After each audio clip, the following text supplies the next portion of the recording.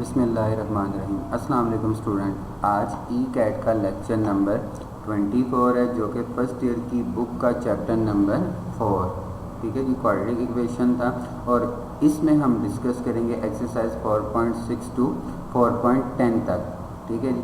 चलिए जी, सबसे पहले देखते हैं हमारे पास क्या है, relation between roots and coefficient of quadratic equations, ठीक है जी। आपको याद होगा किसी कोई भी क्वाड्रेटिक इक्वेशन है तो उसके कितने सोल्यूशन हुआ करते थे, 2। सपोज कर लिया एक अल्फ़ा है और दूसरा बीटा है। तो यहाँ पे मेरे पास पहला फार्मूला आपके लिए था कि if alpha beta are the roots of the equation ax² plus bx plus c is equal to 0, और क्वाड्रेटिक इक्वेशन के लिए alpha does not equal to 0 होना चाहिए। Then alpha plus beta is equal to, तो alpha plus beta किसके equal हुआ करता था, माइनस बी ओवर ए, जैसे कि सी ऑप्शन में माइनस बी ओवर ए, जबकि बी क्या था, ठीक है जी, x का कोएफिशिएंट था और a क्या था, x² का कोएफिशिएंट था। MCQ नंबर 2 भी यही है, बस वर्ड में पूछा हुआ है। कहते हैं if alpha beta are the roots of the equation then alpha plus beta is equal to, तो formula minus coefficient of x divided by coefficient of x² है। हाँ जी, तीसरा हमारे पास जो MCQ है वो कहता है if alpha beta are the roots of the equation then alpha beta is equal to, तो अल्फ़ा बीटा का क्या फार्मूला हुआ करता था, हाँ जी, c ओवर a था। अल्फ़ा बीटा का फार्मूला क्या था, c ओवर a, जबकि c क्या है, कांस्टेंट टर्म है, और a क्या है, कोएफिशिएंट ऑफ x² है। MCQ नंबर 4 भी हमें alpha plus beta alpha beta के बारे में पूछ रहा है। अगेन जी कहता है alpha beta are the roots of the equation then alpha beta is equal to, तो D option constant term over coefficient of x² है जी। इसके साथ हमारे पास कुछ फार्मूले थे। Alpha square plus beta square किसके इक्वल हुआ करता था, ये जी अल्फ़ा प्लस बीटा का whole square minus 2 alpha beta हुआ करता था, जैसे कि हमारे पास सी ऑप्शन में है। Alpha square plus beta square किसके इक्वल है, अल्फ़ा प्लस बीटा का whole square minus 2 alpha beta. जब आप इसका स्क्वायर ओपन करो तो ये alpha square plus beta square plus 2 alpha beta आता है। 2 अल्फ़ा बीटा इस माइनस के साथ कैंसिल, तो क्या बचा, alpha square plus beta square. तो सी ऑप्शन में जो आंसर है ये alpha square plus beta square का फार्मूला है, जो आप लोगों ने याद रखना है। इसी तरह MCQ नंबर 6 अगर हम देखें तो कहता है अल्फ़ा माइनस बीटा का whole square is equal to, तो अल्फ़ा माइनस बीटा का स्क्वायर किसके इक्वल हुआ करता था, जैसे कि सी ऑप्शन में है अल्फ़ा प्लस बीटा का whole square minus 4 alpha beta के इक्वल हुआ करता था। 7 MCQ में हमारे पास पूछ रहा है जी alpha cube plus beta cube किसके इक्वल हुआ करता था, तो ये अल्फ़ा प्लस बीटा का whole cube minus 3 alpha beta into alpha plus beta हुआ करता था, जैसे कि सी ऑप्शन में क्या है, अल्फ़ा प्लस बीटा का whole cube minus 3 alpha beta into alpha plus beta आ जाता है, ठीक है जी। ये फार्मूले जो कि आप लोगों ने याद रखने हैं। MCQ number 8 most important MCQ है जी, ठीक है। कहता है जी the condition that the roots of the quadratic equation x² plus px plus q, हाँ जी, are additive inverse of each other is, अगर उसके रूट्स एडिटिव इन्वर्स हैं तो फिर क्या कंडीशन होगी, a b c a या d होगी, ठीक है जी। सोल्यूशन इसका देखते हैं। आपको याद है कि एडिटिव इन्वर्स क्या हुआ करते थे, हाँ जी, 2 सेम वैल्यूज मगर उनका साइन अपोजिट हुआ करता है, जैसे कि x एंड माइनस एक्स, ये दोनों एक दूसरे के एडिटिव इन्वर्स हैं, ठीक है ना। एडिटिव इन्वर्स क्या था कि वो वैल्यू जिनका सम 0 के इक्वल है वो एडिटिव इन्वर्स कहलाया करती थी, ठीक है। अब यहाँ पे रूट्स क्या है, एडिटिव इन्वर्स है, तो रूट्स अल्फ़ा बीटा होते थे, हम क्या कंसीडर करेंगे, अल्फ़ा और माइनस अल्फ़ा कर देंगे। हमारे पास वैसे फार्मूला था alpha plus beta is equal to minus b over a था, तो अल्फ़ा तो वैसे रहा, सेकंड हमारे पास माइनस अल्फ़ा होगा, तो अल्फ़ा और माइनस अल्फ़ा क्या होगा, कैंसिल हो जाएगा, तो क्या बचेगा, 0। तो 1 इधर आकर मल्टीप्लाई, ये भी 0 हो जाएगा, तो माइनस साइन भी इधर आकर रिमूव हो जाएगा, तो p is equal to 0। MCQ number 9 भी MCQ नंबर 8 की तरह है। The condition that the roots of the quadratic equation x² plus px plus q, ठीक है जी, are multiplicative inverse of each other, ठीक है जी। अगर इसके रूट्स मल्टीप्लिकेटिव इन्वर्स हो तो फिर क्या कंडीशन होगी, P A B C A D. हाँ जी, मल्टीप्लिकेटिव इन्वर्स क्या थे, अगर टू वैल्यूज़ की प्रोडक्ट का आंसर 1 के इक्वल आ जाता है तो वो एक दूसरे के मल्टीप्लिकेटिव इन्वर्स हुआ करते थे, ठीक है ना। जैसे कि x का मल्टीप्लिकेटिव इन्वर्स क्या होगा, 1/x, क्योंकि x को जब 1/x के साथ मल्टीप्लाई करोगे तो क्या आंसर आएगा, 1 आएगा। इसी तरह अल्फ़ा का मल्टीप्लिकेटिव इन्वर्स क्या होगा, 1/अल्फ़ा होगा। तो आप ये अब चेक कीजिएगा, प्रोडक्ट की बात है तो अल्फ़ा बीटा का फार्मूला आपने यूज़ करके चेक करना है। अच्छा जी, MCQ नंबर 10, ठीक है। कहते हैं जी for what value of k the sum of the roots of the equation 3x² + kx + 5 is equal to 0 equal to the product of its roots, ठीक है जी। तो sum of roots is equal to product of roots अगर हों तो k किसके equal होगा जी, 5, 8, -3 या c के। चले जी, कहता है जी अल्फ़ा प्लस बीटा किसके इक्वल है, अल्फ़ा बीटा के, यानी sum of roots is equal to product of roots. Sum का फार्मूला -b/a था और प्रोडक्ट का c/a, दोनों में a तो वैसे ही कैंसिल हो गया, तो -b किसके इक्वल हो जाएगा जी, c के इक्वल होगा। -b किसके इक्वल होगा, c के इक्वल हो जाएगा। तो जब हम देखें तो हमारे पास क्या कंडीशन आती है, -b is equal to c आता है, ठीक है जी। किया हमने इसको c के इक्वल, तो हमारे पास क्या होगा, अब b कितना था, k था, और c कितना है, 5 है। c कितना है, 5 हमारे पास है, ठीक है जी। तो पुट किया तो मेरे पास आंसर फिर क्या आ जाएगा, ये 5 आ जाता है, ठीक है। तो लिहाजा k इज़ इक्वल टू -5 इसका आंसर होगा, ठीक है जी। जैसे कि सी ऑप्शन में इसमें ज़रा मिस्टेक है, वो आप देख लीजिएगा, ठीक है ना। ओके हो गया जी, आंसर इसका -5 आ जाता है, ठीक है, जो कि एरर है यहाँ पे। अगर हम -5 कर दें, चलिए ये आपका डी आंसर, या यहाँ पे हो सकता है कि आपके पास -5 हो, ठीक है जी, मिस्टेक है थोड़ी सी।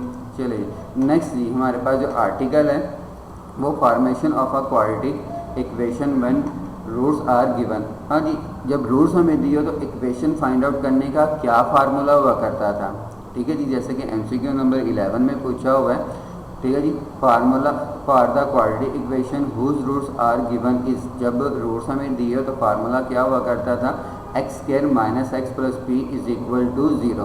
तो क्वाड्रेटिक इक्वेशन फाइंड आउट करने का ये फार्मूला हुआ करता था।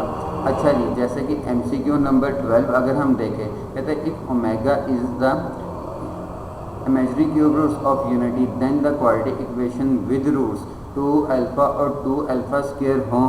तो अगर मेरे पास रूट्स 2 ओमेगा और 2ω² हों तो फिर इक्वेशन क्या होगी, ए ऑप्शन, बी, सी के डी। हमें रूट्स दिए तो हमने इक्वेशन बतानी है, तो इक्वेशन फाइंड आउट करने का formula x² - x + p is equal to 0 था। s क्या था, सम ऑफ रूट्स। रूट्स मेरे पास 2ω और 2ω² हैं, दोनों में से जस्ट 2 कॉमन लिए तो ओमेगा प्लस ω² बचता है, जो कि किसके इक्वल था, -1 के। और -1 को जब आप 2 के साथ मल्टीप्लाई करोगे -2 आ जाएगा। और p क्या था, प्रोडक्ट ऑफ रूट्स था, ठीक है ना, यानी रूट्स हमारे पास 2ω और 2ω² मल्टीप्लाई किया तो 4ω³ 1 के इक्वल, दैट इज़ 4। फार्मूला था x² - x + p। s की वैल्यू कितनी आई थी, -2, और p की वैल्यू कितनी आई थी, 4। पुट की तो मेरे पास आंसर क्या आ जाएगा, x² + 2x + 4 is equal to 0, जो कि कौन सी ऑप्शन है, डी ऑप्शन है। इसी तरह MCQ नंबर 13, ठीक है जी, रूट्स दिए हुए 2 - √2 और 2 + √2। तो कहते हैं जी बताओ इक्वेशन क्या होगी, ये आप लोगों ने ट्राई करना, ये ऐसे प्रैक्टिस आपके लिए दिया गया होगा। अच्छा जी, नेक्स्ट मेरे पास जो आर्टिकल है नेचर ऑफ द रूट्स है जी, क्या है, नेचर ऑफ रूट्स, ठीक है। हमें बगैर सॉल्व किए क्वाड्रेटिक इक्वेशंस के रूट्स बताने के आया कि वो किस टाइप के हैं, यानी रियल है, कॉम्प्लेक्स है, इक्वल है, अनइक्वल है, किस टाइप के हैं। तो वो जो फार्मूला टेक्निक हुआ करता था उसका नाम क्या था, डिस्क्रिमिनेंट था, ठीक है ना, डिस्क्रिमिनेंट था। अब डिस्क्रिमिनेंट क्या है, क्या फार्मूला हुआ करता था डिस्क्रिमिनेंट का, the nature of roots of a quadratic equation depend on discriminant, ठीक है जी। और डिस्क्रिमिनेंट का फार्मूला b² - 4ac हुआ करता था।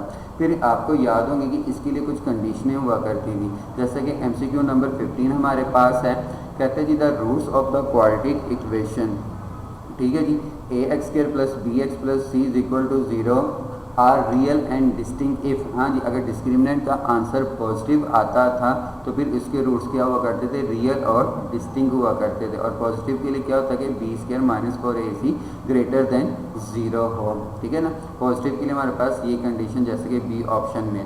16 में भी यही उसने ही पूछा हुआ, रिवर्स है, कहते हैं जी if b square minus 4ac greater than 0 है यानी पॉजिटिव है तो देन रूट्स क्या होंगे, तब उसके रूट्स रियल और अनइक्वल होंगे। अब एमसीक्यू नंबर 17 में, ठीक है जी, कहता है जी the roots of the quadratic equation, ठीक है जी, आर रियल एंड इक्वल। पहले क्या थे, रियल एंड डिस्टिंक्ट, अब क्या है, रियल एंड इक्वल। तो रियल और इक्वल कब हुआ करते थे, जब डिस्क्रिमिनेंट का आंसर, ठीक है जी, क्या हुआ करता था, 0 के इक्वल हुआ करता था। जैसे कि यहाँ पे ए ऑप्शन हमारे पास है, सॉरी जी, जैसे कि 17 में ए ऑप्शन हमारे पास है। ओके हो गया। अच्छा जी, एमसीक्यू नंबर 18 हमारे पास है, कहता है the root of the quadratic equation a x square plus b x plus c, ठीक है जी, with a does not equal to 0 are complex या इमेजिनरी। और कॉम्प्लेक्स और इमेजिनरी कब हुआ करते थे, जब डिस्क्रिमिनेंट का आंसर नेगेटिव आया करता था। तो कंडीशन क्या होगी, b square minus 4ac is less than 0 होगा। इसी तरह 19 भी यही है, बस रिवर्स पूछा हुआ है, कहता है अगर if b square minus 4ac less than 0 यानी डिस्क्रिमिनेंट नेगेटिव हो देन रूट्स क्या होंगे, कॉम्प्लेक्स और अनइक्वल होंगे। अच्छा जी, इसके बाद एमसीक्यू नंबर हमारे पास 20 है, कहते हैं if b square minus 4ac is a perfect square. जब डिस्क्रिमिनेंट का आंसर परफेक्ट स्क्र आता था तब उसके रूट्स क्या हुआ करते थे, रैशनल हुआ करते थे। और अगर परफेक्ट स्क्र ना आए तो तब क्या हुआ करते थे, इर्रेशनल हुआ करते थे। जैसा कि एमसीक्यू नंबर 21 में वो कह रहा है कि if b square minus 4ac is not perfect square then the roots of the quadratic equation क्या होंगे, वो आपके इर्रेशनल होंगे। अच्छा जी, एमसीक्यू नंबर, ठीक है, 22 है, कहता है जी if the roots of the quadratic equation, क्या इक्वेशन है, x square plus 2x plus c is equal to 0 are equal. कहता है अगर इस इक्वेशन के रूट्स इक्वल हों देन सी क्या होगा। हाँ जी, रूट्स कब इक्वल थे, जब डिस्क्रिमिनेंट 0 था, ठीक है ना, यानी बी स्क्र माइनस 4ac 0 था, बी कितना है, 2 है, ठीक है, पुट किया, 4 वैसे रहा, सी ए कितना है, 1, जबकि सी एज इट इज़ रहा। ओके, 2 का स्क्वायर 4 हो जाएगा, 4 minus 4c is equal to 0, 4 right पे जाकर क्या होगा, नेगेटिव, और minus 4c is equal to minus 4, तो c कितना आ जाएगा, 1, जो कि ए ऑप्शन है। अच्छा जी, अब नेक्स्ट हमारे पास क्या है, कहते हैं जी इक्वेशन हैविंग सोल्यूशन, ठीक है जी, equations having common solution are called, ठीक है जी, कॉमन सोल्यूशन जो इक्वेशंस का हुआ करता था, ठीक है जी, उसे उन इक्वेशंस को क्या कहा करते थे, साइमल्टेनियसली इक्वेशंस कहा जाता था। ठीक है जी, जिन इक्वेशंस का सॉल्यूशन कॉमन हुआ करता था उन इक्वेशंस को साइमल्टेनियसली इक्वेशन कहा जाता था। एमसीक्यू नंबर 23, ठीक है, कहते हैं जी if x square plus y square is equal to 25 and x y is equal to 12 then x और वाई की वैल्यू क्या होंगी। अब अगर मैं इसको सॉल्व करूं तो काफ़ी टाइम लगता है इनको सॉल्व करने में, तो एक इजी मेथड ये कि आप वैल्यूज़ को पुट करें और चेक करेंगे क्या कौन कौन सी वैल्यूज़ को सेटिस्फाइड करती हैं। ठीक है जी, चलिए जी, एक्स की वैल्यू पहले 3 पुट की, 3 का स्क्वायर 9, फिर वाई की वैल्यू 4 पुट की तो 4 का स्क्वायर 16, 9 और 60 कितना होगा 25, ये ओके है जी। बी ऑप्शन ये सेटिस्फाइड नहीं कर रहा, सी ऑप्शन जी, ठीक है जी, 3 और 4 पुट करूँ तो 3 4 तो पहले भी पुट किया था, और -3 और -4 पुट करूँ तो -3 का स्क्वायर वो भी 9, -4 का स्क्वायर वो 16 हो जाएगा, तो ये भी कर रहे हैं। हाँ जी, फर्स्ट इक्वेशन में कर रहे हैं, सेकंड के लिए भी चेक कर लेते हैं। एक्स की वैल्यू 3 और वाई की वैल्यू 4, 3 4 12, माइनस के लिए भी चेक करो वो भी ट्रू आ रहा है। तो एक इजी वे ये कि आप चेक करेंगे कौन कौन सी वैल्यूज इन इक्वेशंस को सेटिस्फाइड करें, तो यहाँ पे आपके पास सी ऑप्शन इसका आंसर आ गया। ठीक है जी, अब आपने एक इम्पॉर्टेंट बात याद रखनी है, ठीक है, कहते हैं जी if alpha beta are the roots of the equation a x square plus b x plus c, ठीक है जी, then the equation whose roots 2 alpha 2 beta, ठीक है, क्या है 2 अल्फ़ा 2 बीटा। तो अगर मेरे पास रूट्स दिए हुए हैं अल्फ़ा बीटा किसी इक्वेशन के, तो मैंने इक्वेशन फाइंड आउट करनी है जिसके रूट्स 2 अल्फ़ा 2 बीटा हो जाए, तो फिर क्या होगा, इसका इजी वे एक ये है हमारे पास कि आपने क्या करना है, इस इक्वेशन में ए एक्स स्क्वायर तो वैसे रहेगा, बी को आपने 2 के साथ मल्टीप्लाई करवा देना और सी को आपने 4 के साथ मल्टीप्लाई कर देना, तो आपके पास वो जो आंसर आएगा वो डबल रूट्स के लिए हो जाएगा। इसी तरह बी ऑप्शन में भी, ठीक है जी, पॉइंट में भी हमारे पास एक है ट्रिक है या फार्मूला है, कहते हैं if alpha beta are the roots of the equation a x square plus b x plus c is equal to 0 then the equation whose roots are minus alpha minus beta, तो फिर उसकी equation क्या होगी, ठीक है ना, फिर उसकी इक्वेशन क्या होगी। तो इसके लिए आपने क्या करना है, जस्ट बी का जो सिंबल होगा या साइन होगा वो साइन चेंज कर देना। ये सिंपल बात कि बी को आपने माइनस बी के साथ रिप्लेस करवा देना है। फॉर एग्जांपल सपोज मेरे पास इक्वेशन होती 2x square plus 3x plus 5 है, ठीक है जी, 2x square plus 3x plus 5 है और उसके रूट्स अल्फ़ा बीटा है, तो minus alpha beta minus alpha और माइनस बीटा की फिर इक्वेशन क्या हो जानी थी, 2x square minus 3x plus 5 हो जानी थी, बस बगैर देखे यानी बगैर सॉल्व किए हुए। अच्छा जी, नेक्स्ट हमारे पास एक आर्टिकल है, ठीक है जी, क्वाड्रेटिक, चूँकि चैप्टर हम कर रहे थे 4 जिसका नाम था क्वाड्रेटिक इक्वेशन, और क्वाड्रेटिक इक्वेशन का अगर ग्राफ ड्रा करें तो ये कौन सी शेप बनती है जी, ठीक है, ये आपने याद रखना है कि क्वाड्रेटिक इक्वेशन का जो ग्राफ होता है वो आपका पैराबोला हुआ करता है, ठीक है जी। क्वाड्रेटिक फंक्शन का जो ग्राफ होता है वो क्या होता है, पैराबोला हुआ करता है। और पैराबोला को आपको याद होगा कि इसकी 4 शेप्स हुआ करती थी, ठीक है जी, open to upward, open to downward, open to left या ओपन टू राइट हुआ करता था। अगर इक्वेशन आपकी एक्स स्क्वायर में है तो ये ओपन टू अपवर्ड या ओपन टू डाउनवर्ड हो गई, ठीक है ना, क्लियर है। और अगर इक्वेशन एक्स स्क्वायर में दी हुई है तो वो ओपन टू अप या ओपन टू डाउन होगी। अब अप और डाउन का कैसे पता चलेगा, जैसे कि एमसीक्यू नंबर हमारे पास 25 है, ए की वैल्यू क्या है, पॉजिटिव है, कहते if a is greater than 0 then parabola defined by is open, तो वो ओपन टू अपवर्ड होगा। अगर ए पॉजिटिव है तो पैराबोला ओपन टू अपवर्ड होगा, और अगर ए नेगेटिव है तो पैराबोला ओपन टू डाउनवर्ड होगा, ठीक है जी। अब चूंकि एमसीक्यू नंबर 27 है जी, ठीक है जी, कहते हैं जी if f of x is equal to a x square plus b x plus c has, हाँ जी, ये जो पैराबोल या ये जो फंक्शन है मेरे पास सेकंड डिग्री का, ठीक है जी, कहता है ये मैक्सिमम वैल्यू रखेगा कि मिनिमम वैल्यू रखेगा इफ़ अगर ए ग्रेटर देन 0 हो, ठीक है जी, ए ग्रेटर देन 0, तो मैक्सिमम और मिनिमम वैल्यू के लिए आपको याद होगा सेकंड डेरिवेटिव रूल, याद है सेकंड डेरिवेटिव रूल। तो सेकंड डेरिवेटिव का आंसर अगर पॉजिटिव आता तो फंक्शन मिनिमम वैल्यू रखा करता था और नेगेटिव आता था तो फंक्शन मिनिमम वैल्यू रखता था, ऐसे ही है ना। अगर सेकंड डेरिवेटिव का आंसर नेगेटिव आ जाए तो फंक्शन मैक्सिमम वैल्यू रखा करता था, और अगर सेकंड डेरिवेटिव का आंसर पॉजिटिव आ जाए तो तब वो मिनिमम वैल्यू रखा करता था। अगर मैं इसका सेकंड डेरिवेटिव अगर निकालूं तो ए एक्स स्क्वायर का डेरिवेटिव क्या होगा, 2ax, बी एक्स का बी और सी का तो वैसे 0 हो जाएगा, तो 2ax आ गया। मैं फर्दर डेरिवेटिव निकालूंगा तो ये क्या हो जाएगा, 2a आ जाएगा, जबकि इधर b वो 0 हो जाएगा, तो मेरे पास सिर्फ बचता है जी 2a, ठीक है ना।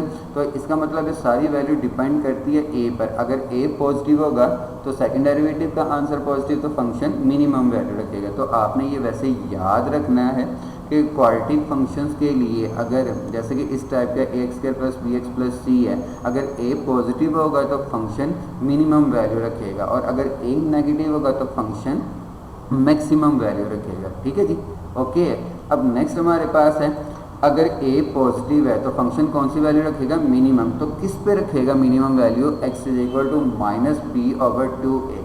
और ये कैसे फाइंड आउट करते थे, हम फंक्शन को डेरिवेटिव करते थे। तो आप इसको डेरिवेटिव करो तो ए एक्स स्क्वायर का डेरिवेटिव अगेन क्या हो जाएगा, 2ax हो जाएगा, और bx का b हो जाएगा, तो 2ax प्लस b, सी तो वैसे 0 हो गया, और 0 किया तो मेरे पास x की वैल्यू ये आती है। तो x की value minus b over 2a पर फंक्शन मिनिमम वैल्यू रखेगा, ठीक है जी। और इसी तरह अगर a नेगेटिव हो तो फंक्शन मैक्सिमम वैल्यू रखेगा। तो मैक्सिमम के लिए भी वही कंडीशन है कि कब किस पे मिनिमम मैक्सिमम वैल्यू रखेगा, x is equal to minus b over 2a हो जाएगा। और इसी तरह जी अब चूँकि क्वाड्रेटिक फंक्शन है तो मैक्सिमम वैल्यू भी कुछ होगी और मिनिमम वैल्यू भी होगी, ठीक है ना।